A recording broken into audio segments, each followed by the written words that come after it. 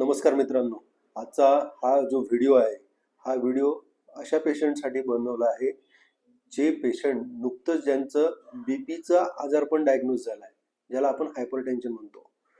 बरेचसे जे पेशंट आहे ज्यांचा बीपी वाढलेला असतो. आता बीपी वाढलेला म्हणजे किती? ज्यांचा बीपी 150 वरचा आणि 100 खालचा, अशा पेशंटला बीपीची औषधं चालू करण्याची वेळ असते.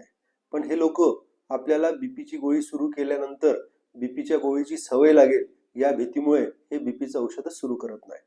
पण सतत सतत जर बीपी वाढलेला असेल तर आपल्याला बऱ्याचशा इजा होण्याची शक्यता असते.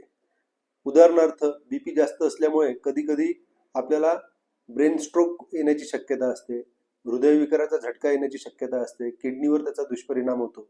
असे बरेचसे दुष्परिणाम आपल्याला होण्याची शक्यता असतात. म्हणून बीपीची गोळी खाणं गरजेचं असतं. म्हणून ज्या लोकांना बीपीचा आजार आता ज्याचं निदान झालेलं आहे, यांनी कृपया बीपीची गोळीची सवय लागेल म्हणून बीपीची गोळी खायचीच नाही, ही चुकीचा समज आहे. म्हणून त्यांनी बीपीची गोळी रोज खायलाच पाहिजे. धन्यवाद.